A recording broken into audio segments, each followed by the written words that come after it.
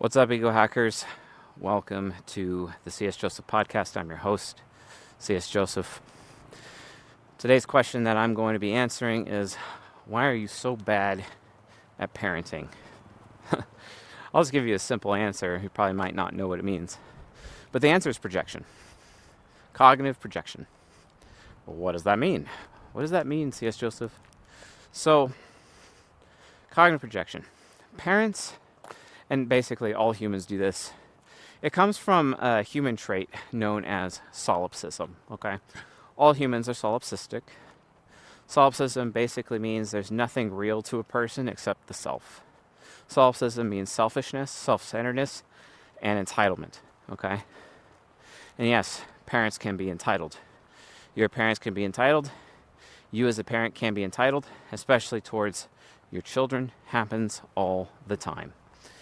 So, projection is this thing due to solipsism, because humanity overall is a very selfish race. Basically, we're very selfish. It's because we die, and we're self-invested in our own survival, basically.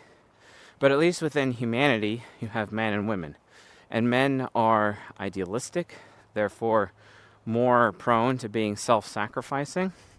And women are more solipsistic, thus more psychologically prone to being selfish and entitled consistently. And so, but still overall, as a race, we are solipsistic. We are very self-centered as a race in general. And sometimes, you have those men who are overly idealistic as children and have to learn how to be a bit more solipsistic later in life, so they can have like a 50-50 balance. Or you have the opposite occurring. You have those male children who are really, really solipsistic, and in their adulthood, they have to learn how to be a bit more idealistic. That's what we call subconscious developed men. The first one is unconscious developed men, right? From an Octagram perspective. Women in general, just solipsistic. Now, subconscious developed women can have the ability to be a little bit more idealistic than the unconscious developed women. However, because they are a little bit more idealistic, they tend to be more masculine as women, versus the more solipsistic women, the unconscious developed women, they have a tendency of being more feminine. And this is where we get the pick-me's, that's where the pick-me's are. Never not be a pick-me, right? So, and that's especially unconscious developed perceiving females, right? That is one of the 8 octagrams for those women. Those are the pick-me's. So, anyway, but projection. What is projection? Because of the existence of solipsism within the psyche, within the human psyche, what projection actually is that we make the assumption as a race that everyone else is like us. Everyone else sees the world the same in the way as we do. Everyone makes the same decisions the way we do. And then when we see our child not acting in that way, we get frustrated. Because from our perspective, especially as we gain in years and gain age, we have this thing where we're the ones molding the child, and the child is not molding us. What you'll realize is it's actually false. That's entirely false. It's not real. That's a myth. Quite frankly, parents always learn far more from their children than the other way around. And I think that's one of the reasons why we have children, why we're designed to have children. It's because it promotes learning and growth, especially in adults. And more so in adults than with children. The problem is that we end up having, especially solipsistic people, subconscious developed men and unconscious developed women, we have this thing where, due to their solipsism, they have a tendency to stop growing. You know what I'm talking about, right? We're talking about those people who go to school, go to college, get a job, they get their bachelor's degree, but they don't continue their education anywhere else. And they basically have this attitude of, well, I made it. I don't have to work anymore. I can just relax now and have my mind the way that I want to have my mind. And I don't have to think anymore, because humans don't like thinking. Humans don't like learning. In general, humans would just rather have a done for you, made for you solution instead of actually putting any time in learning. This happens a lot, way more than you think. So because of that, the common man, the layman, is ultimately ignorant. And from a psychological perspective, what ends up happening with these people is that they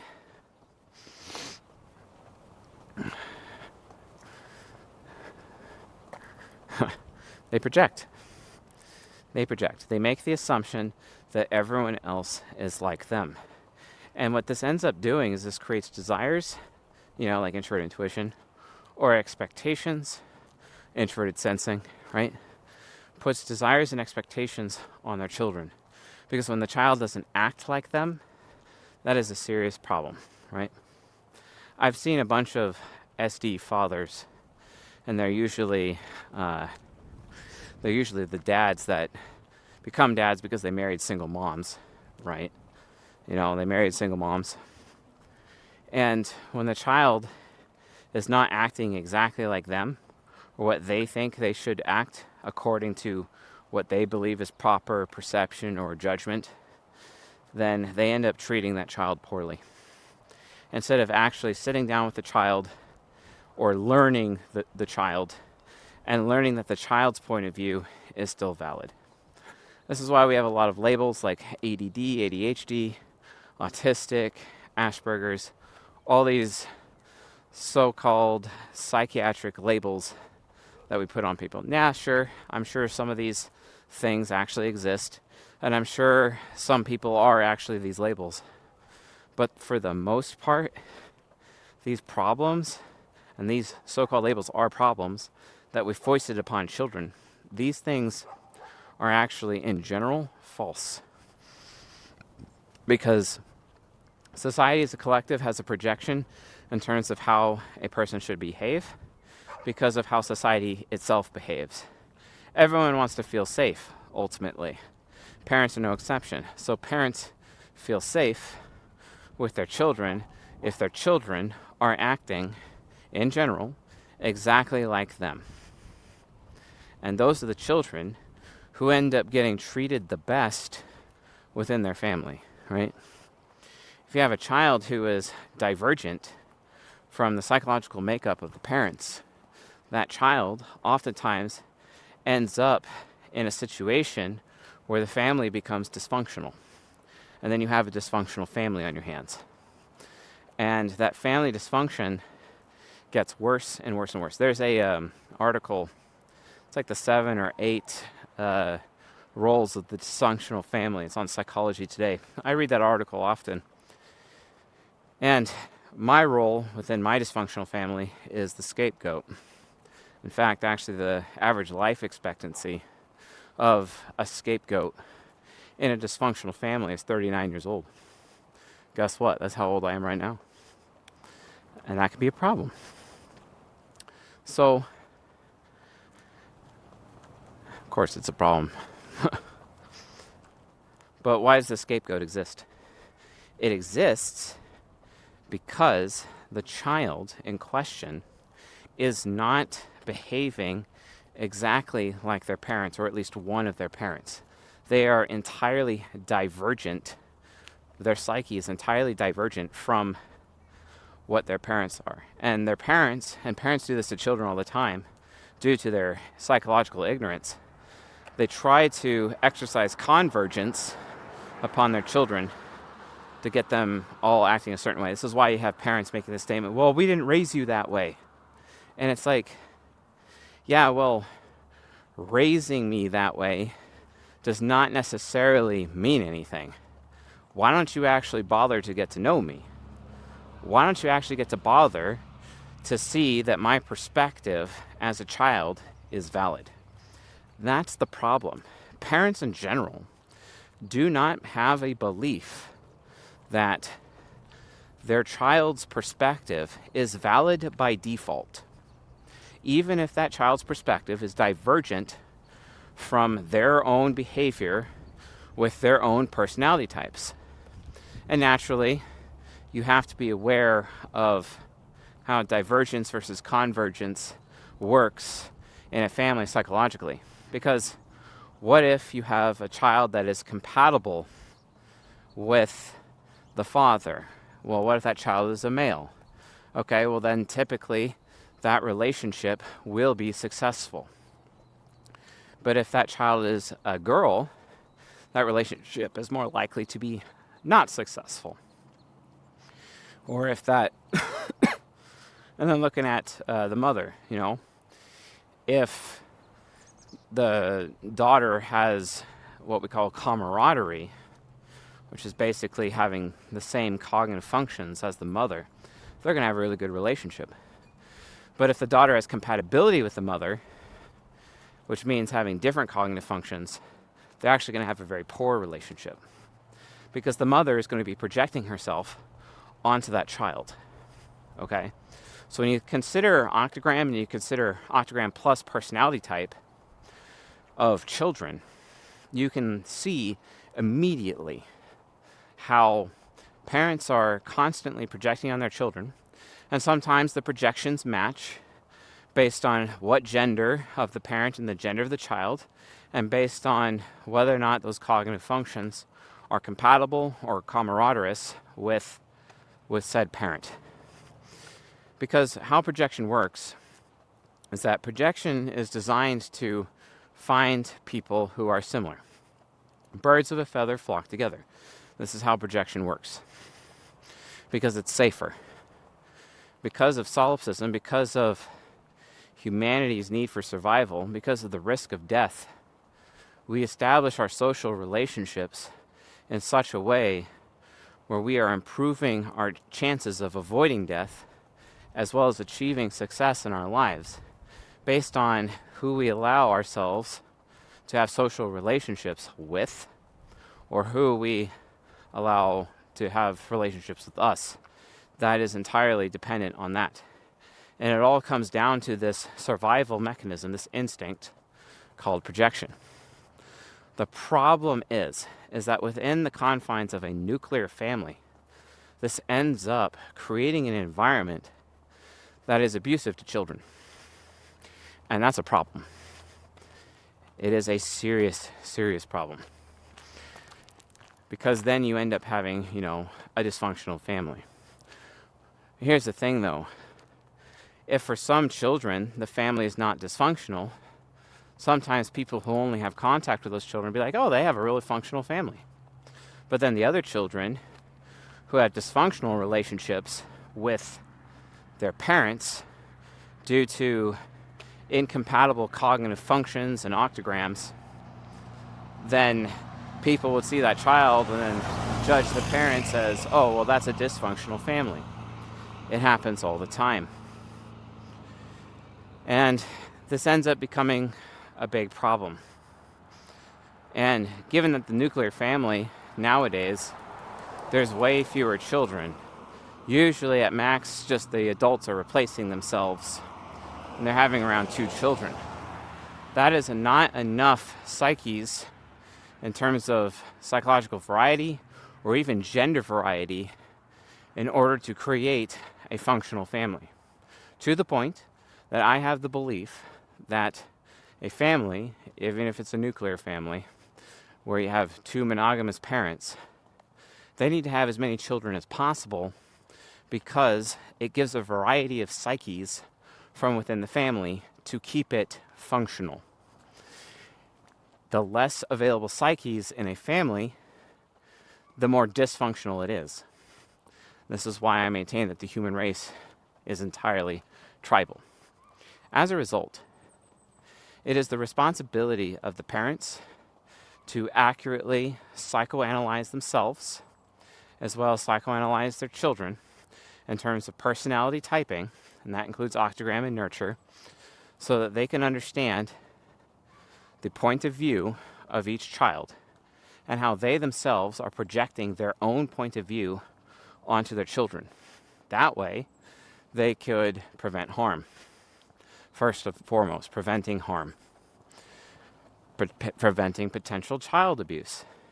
It's about preventing harm. Then, they may actually be able to use this information to bolster the ego of their children.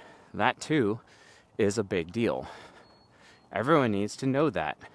Everyone needs to realize that that is their responsibility if you are a parent of a child. Okay? That is absolutely critical. Okay? So,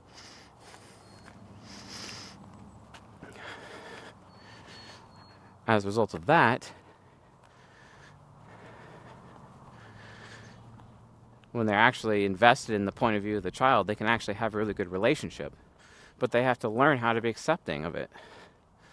But the thing is, though, is that the fewer people in the family, the higher chances that divergence is going to be a problem. Because the way families work, the way parents work, especially nuclear families, is all about convergence. Well, that's fine. They can do that convergence. But the more children they have, the more likely they're going to see, oh, I have children with convergent personalities with me and their other parent, or they have divergent ones. In the presence of the divergent personalities in the children, they'll realize that the one divergent child shouldn't be singled out because they have multiple children who are being divergent. This teaches the parents the lesson that maybe their point of view is not the only point of view. And again, they can only have these epiphanies by having multiple children beyond just replacing themselves. But in the West, statistically, people are just only replacing themselves and the population is not growing. That is a big problem because people are very reliant on society, especially in their old age. This is why parents ultimately don't have to have deep, meaningful relationships with their children. They just don't have to. Why? Because they rely on society's safety nets, like Social Security and retirement plans. Take those away, people will be having a lot more children. And when that happens, those children will take care of the parents in old age. And they'll have deep and meaningful relationships with those children. But parents nowadays have the option of not having deep, meaningful relationships with their children. And that's a problem. So what ends up happening is that the egos of the parents, because they're naturally doing convergence within their families, they end up singling out the divergent child and ultimately harming that divergent child. When in reality, they should have just had multiple children. But here's the thing. Here's where the rubber meets the road. If you are having a nuclear family as a parent, and you're only going to be replacing yourself, and you're only going to be having 3 or less children, you really should take my course, which is Season 40, which is How to Personality Type Yourself 2.0. You really should take that course and understand how to type yourself and to type your children properly and learn their point of view. That way, you're not singling out the divergent child that you're not successfully projecting yourselves onto. And then you actually could see that their perspective and their point of view is actually valid, something worth listening to, something worth hearing, something worth supporting. Because that child, they don't know any different anyway. And a lot of parents have this problem, which, by the way, to find that course, school.com/CS Joseph, SKOOL.com/CS Joseph, or just click my link, probably a link tree in the description below. The thing about parents is that if they're not going in this direction of understanding their child, it's like, well, then why did you have a child? The child ends up feeling like they're nothing more than a checkbox to their parents, especially the divergent one. Because the convergent child, will end up being the golden child. And because that child is the golden child, well, guess what's going to happen? Like, they're going to get special treatment, and it's going to cause enmity between the other children and that child, to the point that your family will be divided, potentially generations to go, literally because you were too lazy to try to understand your child, or you're too ignorant to understand your child and see how their point of view is actually valid. And their point of view is valid by default, regardless of yours, the parent. Parents need to humble themselves and recognize this issue with their children. It is extremely important. But a lot of people are not aware of this. What's also interesting, if you can type yourself, you then have the option of contacting your own parents in your adulthood, and you're like, hey, my point of view is valid. Here's the science that explains it. You folks need to stop being shitlers to me for assuming that my point of view is invalid, whereas my point of view is valid by default. Maybe you should have been more supportive of me as parents. Maybe you should admit that you assumed and were ignorant and did something wrong. And maybe you should also work hard to promote my relationship with my siblings, because I'm a divergent psyche. That's the thing. That's the thing. It gets even worse when you start looking at other perspectives, like, for example, due to the high amount of rampant fatherlessness in the West, society is pumping out subconscious developed men rapidly. Subconscious developed men, they're not all about critical thinking. They're really not. And oftentimes end up acting like high chair tyrants in their lives. And subconscious developed men, in general, really, in my opinion, don't have the mental skills to even pass a rite of passage that threatens death upon them. Which means there's a higher chance that a subconscious developed man is weak. This is why SD men are the ones who marry single mothers. And like, for example, Matt Damon. He married a single mom. And guess what? He is subconscious developed, right? And there's so many moral and ethical implications. Most people would praise him for that, but it's actually very damaging. And I would make the argument that that is sin in many, many ways. Because, for example, if a woman is married and then she initiates divorce, she divorces a man, and marries another, she's committing adultery. And chances are that if a woman has a child and she's a single mom, she used to be married. And then all of a sudden, we have these men in society who are enabling fatherlessness and enabling this behavior. I'm talking about that in this context. There's a bunch of subconscious developed men out there who do not behave that way because they understand the rules and they understand the consequences and the implications. But I'm saying that the problem rests with subconscious developed men the most. They statistically create fatherlessness the most, in as much as subconscious developed women also statistically create fatherlessness the most. And if you think about it, like when you consider the book The Fourth Turning, this also ends up being a big deal because you have generational archetypes. For example, subconscious developed men, they're like the child, the inferior archetype of the generations, basically. And if you have a society who has not fought a war in a very long time, the warriors come from the unconscious developed men more than anyone, as well as the leaders for waging war. They come from unconscious developed men, not subconscious developed men. Subconscious development are kind of more tailored towards giving orders, right? This is necessary when it comes to raising children. You got to be aware of these dynamics. Isn't it any wonder that society has gone out of their way to remove children from unconscious developed men?